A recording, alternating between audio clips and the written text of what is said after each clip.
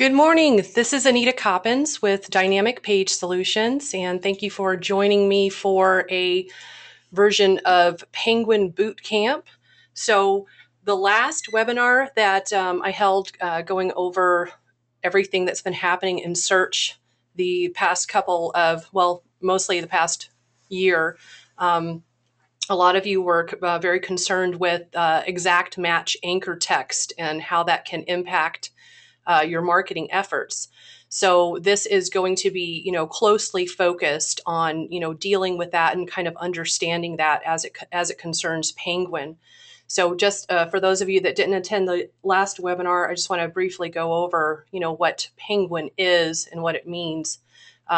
Penguin is an algorithm update that was released in April of this year by Google, and it is really a filter for Google's main algorithm, which is weighted on relevancy and just how relevant your website is. And a lot of this was manipulated. It was easily manipulated by off-site links that would point to someone's site, and in the actual linking text, if you had specific key phrases, you could increase the opportunity or chance to rank for those keywords. So, unfortunately, it left Google very vulnerable to basically everyone that does internet marketing. I wouldn't say it's just spammers. I think this is most everyone. So let's kind of look into what may have been one of the very first signals out there that really got people worried was people getting unnatural link warning messages from Google in their webmaster tools. And this is really just really shook people up a lot. And this is what that note would look like if you receive that in your webmaster tools. They're unnatural links, and they weren't very specific, just kind of in general. And in some cases, they may have shown specific kinds of links that they deemed as unnatural or spammy, and people would proceed from there, trying to change the links as they could. And this was really a glimpse into Penguin and what it was all about. We all knew that it was coming because Google couldn't remain vulnerable to manipulation forever and still remain a really good search engine. So the purpose of Penguin is to devalue and, in some really egregious cases, penalize sites that just rely on manufactured links for ranking. And that is really something that's what we've all been doing for years. And it's optimization via keyword anchor text. And I'll get to specific examples as we move along of what I mean and what is a good strategy moving forward and how to fix what you may have done in the past as far as harm to your site. So what not to do, link building products or tools. This is generally just spam. This is either, you hire someone that says they're going to build 300 links for you for $30. Or a product that a tool that just automatically generates links out there on the web for you. These are always a poor choice, mainly because you don't have control of what links are being built out there for you, and you don't have you don't have access to remove or alter those links when you use a service like that or just something that's automated.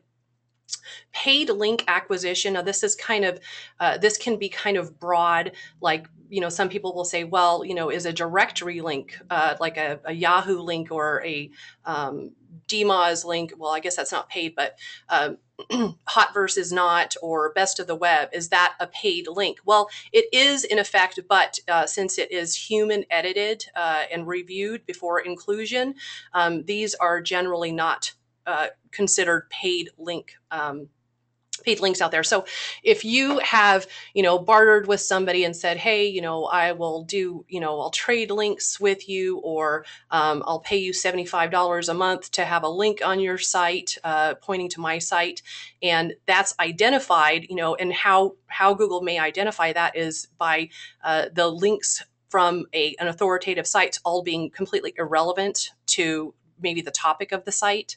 Say, like, you've got links for, one's for real estate, and one's for garbage removal, and one is for, laser surgery. That's kind of spammy looking to, the human eye. So if someone reviewed that, you could get in trouble for that. Blog networks designed for backlinking. There have been some really notorious cases where, blogs were built specifically for just housing links, and they would have like an ABC link network to where, A links to B, links to C. Those, when they're identified, they can take you down, and, you can be, have a black mark on your, your report, so to speak, by Google for, participating in that, because it's, it's manipulation. And what we're mainly going to talk about today is excessive keyword anchor text links. And that's what most people are experiencing issues with because of that. So if you have any questions throughout this webinar, go ahead and pose them in questions or chat, and I will address them as I can. So if the majority of your backlinking that you have you've created out there on the web exist in it with anchor text such as homes for sale in said city, or real estate for sale in said city, you could have a problem. Now, it's also going to depend on the amount of links that you have out there, but we'll kind of look at that a little bit closer. In real estate, or in any industry, your homepage is going to receive the most links, and that makes sense. So that's something to keep in mind. If you have a distribution of links that's really odd to Google, say like you have a site and it has 15 cities and only one city is getting all of the links and the index page has none, that's kind of a weird thing, because that's not a natural thing. That's not how people naturally link to sites. So just when you do any link building, just keep that in mind, how the distribution looks. So your index page should receive the most of your links. So this is a mock-up of what link distribution might look like. You would get this information in your webmaster tools, or you can use a paid service like SEO Moz. As a matter of fact, if you want to check out links pointing to your site and the anchor text that's used to do that, you can use SEO Moz to a certain extent. You can see information for free.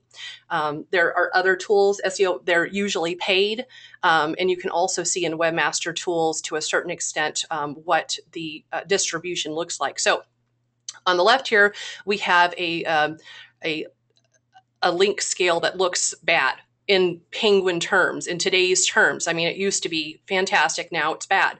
So if your most linked keyword anchor text is your money keyword, or variations of that money keyword, and that's all you've got going on, that's a bad thing. So on the right here, we have something that's a little bit more in tune with, Penguin. I hesitate to call it guidelines, because they would never say these, do it like this.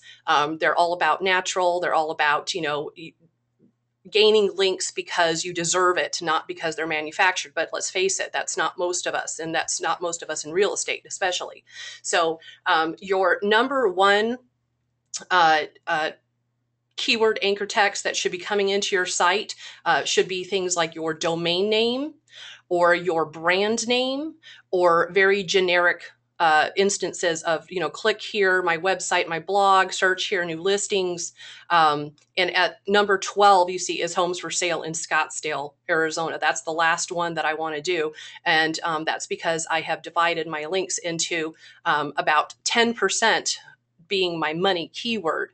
And so if you think about it as you're blogging or tweeting or Facebooking or Google Plusing or whatever you're doing, use your money keyword in links about 1 out of every 10 times you create a link. So, and that's really important to keep track of that. And I know that it's hard to, break the habit of, well, why wouldn't I link to, homes for sale in where I'm selling houses? But that can get you in trouble now. So it's just something that you have to keep in mind.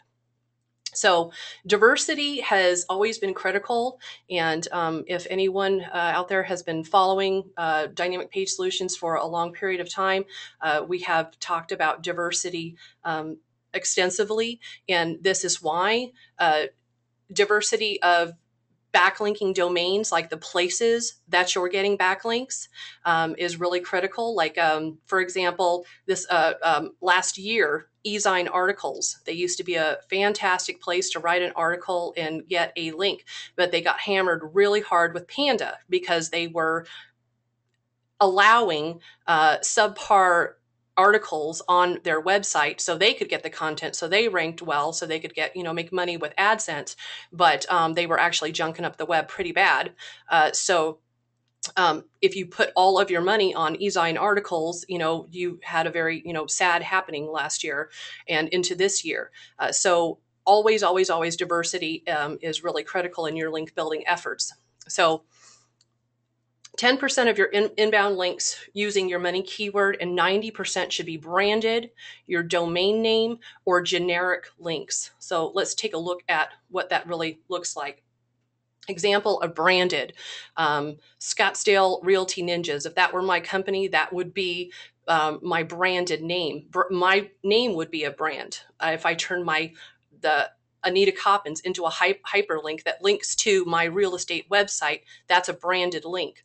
Domain, by actual domain name, as the hyperlinked link that goes to my site.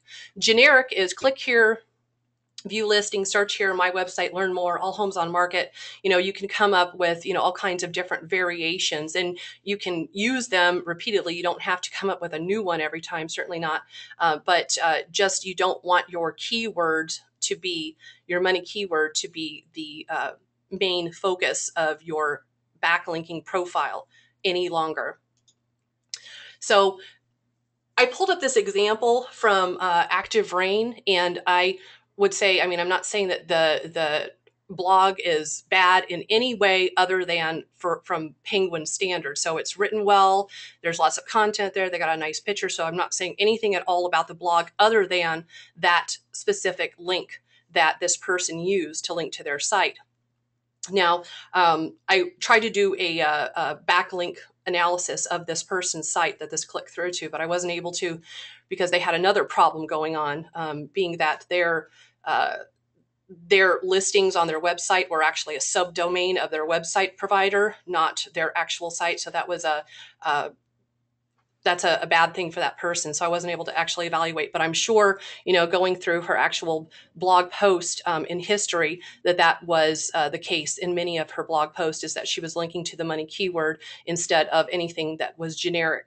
So just for the purposes of Penguin, this is an example of how you can or should be doing your backlinking at this point. So you can see that I have a key phrase in the title, and I have key phrases within the copy, not too much though. And I know that that's like a point of contention, with different philosophies and how many keywords you're supposed to put in content.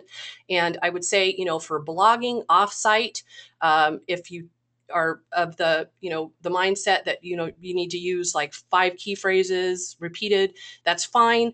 I don't know. I don't agree with that, but don't do that on site, on your own site, because that is definitely keyword stuffing, and we'll kind of go over that a little bit later as well. So you can see my money link is St. Paul House Search, and it's the domain link. It's kind of set not at the very end of the post, not at the very beginning of the post.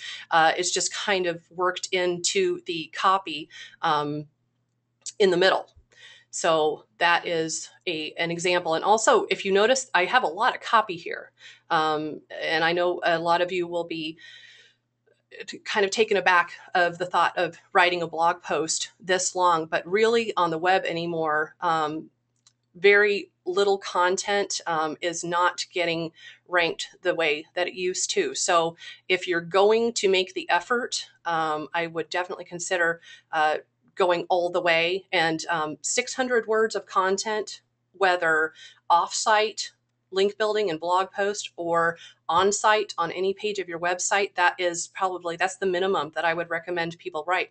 And I know pictures are great and they make the blog look great, but the picture is not the content. You actually need written content and expand on that. And a lot of you have, you use our technology, so you have topics, and I understand that, how can you write, a 600 word article on 4-bedroom homes for sale in, it doesn't have to be just about 4-bedroom homes.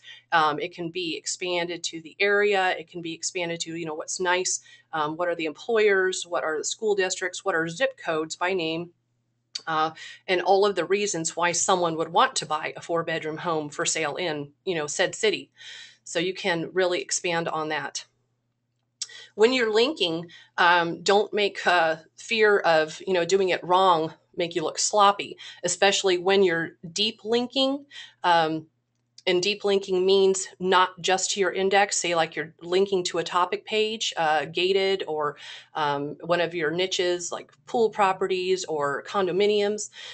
You don't just have to just copy the link and throw it in a blog post or a link. You can make it look prettier, and this is how you would do it.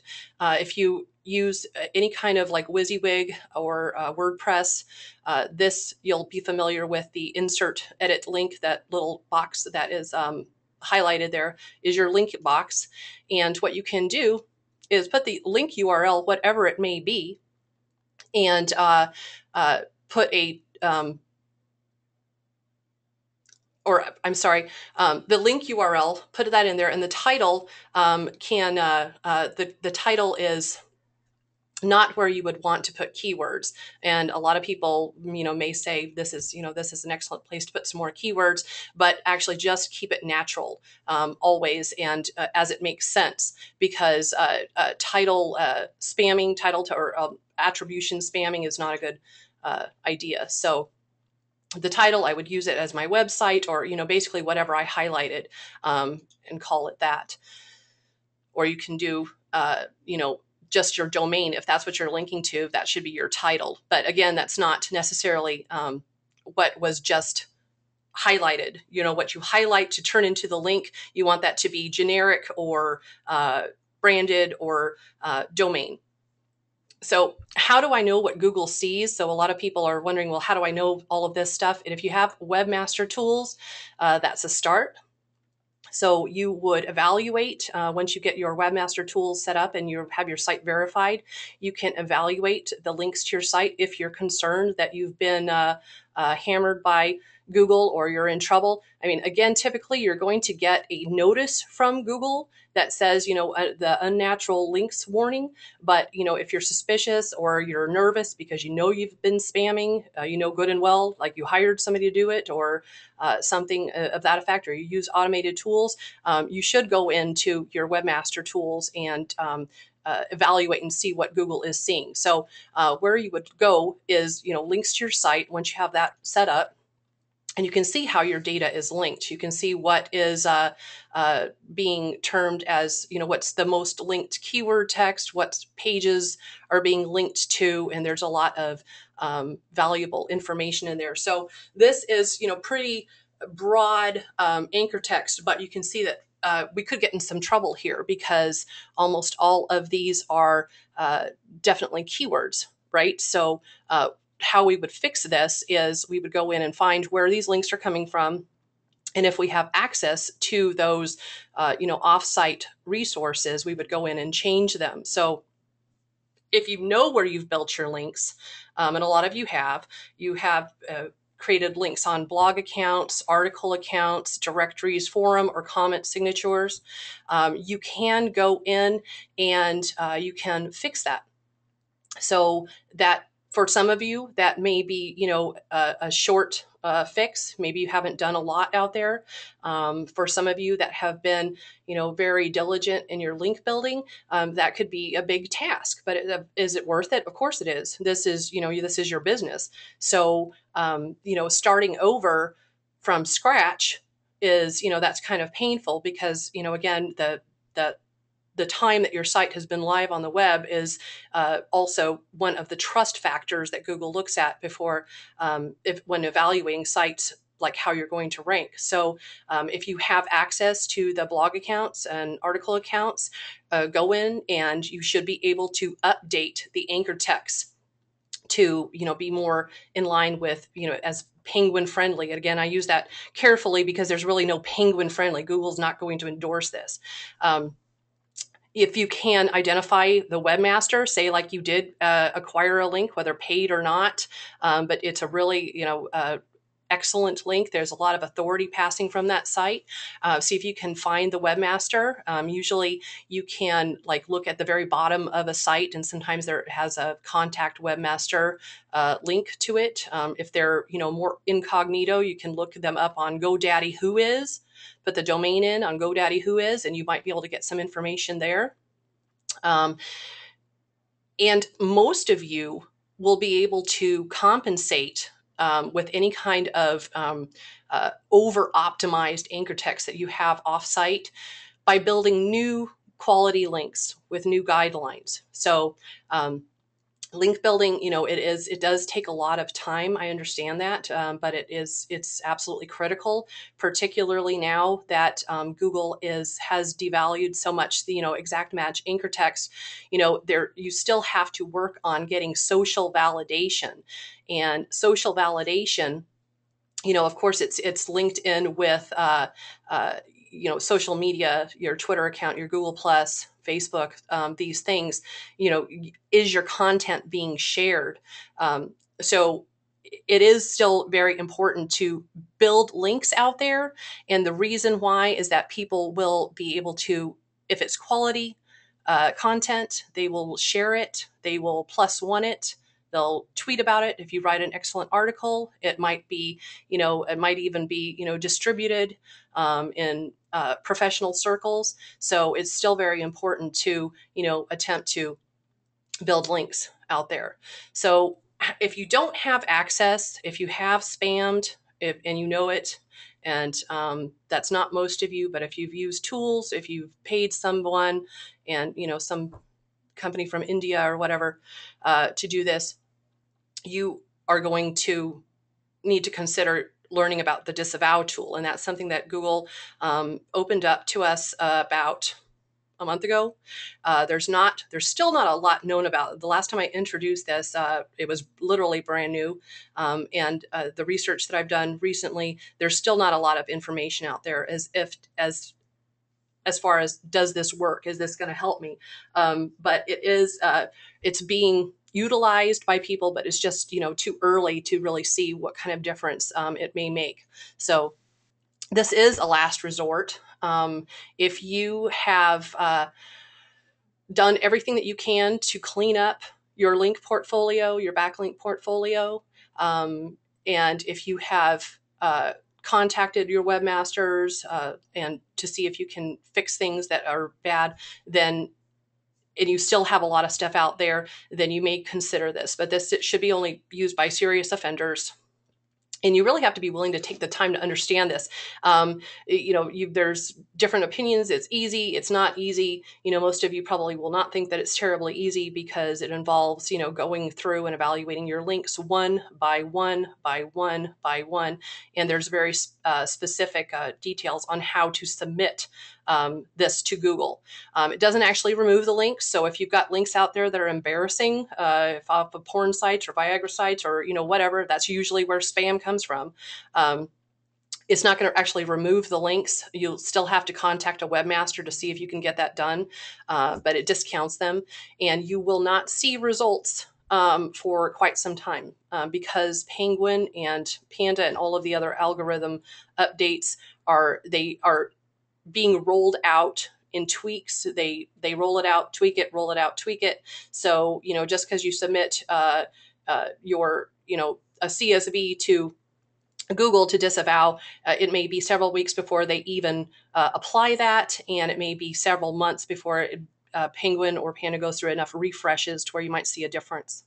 And if you don't know what you're doing, you may never see a difference. So if you start going in and deleting links that are actually good links, just because you don't want to take the trouble to change anchor text, you might be doing yourself, again, more harm than good. It really depends. It's a ratio. It's a tough one to judge. So last words on Penguin. I've seen a couple of people come through and want evaluations. Some are clients and some not our clients, maybe prospective clients, evaluate what's going on their website, if they're being punished, if what are they doing wrong. And one that I evaluated the other day had the person had 24 instances of real estate on the index page. That's not necessary. It hasn't been necessary for 5-6 years. Keyword stuffing is not good for many reasons. One of the best reasons is that it's annoying to your visitors if they read your copy. It doesn't make you sound like terribly intelligent if you've got your keywords stuffed in there left and right, and the threshold is much lower now of what Google will tolerate. So that is a good thing. If you feel like your traffic has gone down, to evaluate each page on your website and see how many instances of a key phrase are appearing. Really, your page title is the most important attribute to any page on the web, the page title. So if you want to support the concept of what is on that page, say you have a gated topic or a gated niche that you have a web page dedicated to, you can title it gated homes for sale in Scottsdale, for example, and then maybe mention that key phrase no more than twice on the entire page. It's not necessary to drill that into Google's brain, so to speak. It's they get it. It's from the page title. So anything else that you're adding is good content that may engage readers, that might get shared. If it's important information that no one else knows about, new gated communities that are being built, anything like that, that would be very helpful. Not keywords repeated. So what's the takeaway on this? Stay on target. Don't go overboard. Easy doesn't work. It used to. It doesn't do it anymore. It's just a different landscape. And don't stop marketing because it's important. It's still the way your pages are judged, the way your website is judged, is still very much based upon popularity. Popularity has just kind of changed from a link-based popularity to a social popularity. So that is definitely the difference. And I will take any questions right now. If anyone has any questions, I'd love to go ahead and answer that. You can go ahead and type it in chat, and if not, if I don't get any questions here in a minute, this presentation will be available online under our training videos at dynamicpagesolutions.com. And there is also, you can contact us if you care to connect with us on Google+, Twitter, or Facebook. you're always welcome. If we can follow you, we will follow you back, although businesses typically can't follow individual people. And if you're not on Google Plus, I definitely recommend it. There's a lot of opportunity out there. And of course, if you're engaged with Google socially, and you can associate your website with your Google Plus activity, that is always a bonus. So I am not seeing any questions. So if you have any questions after the webinar, please go ahead and send them into sales@dynamicpagesolutions.com. And if there's a question that is appropriate for me to answer, they'll send that over to me and I will get back to you. So thank you very much for attending, and we'll see you next time.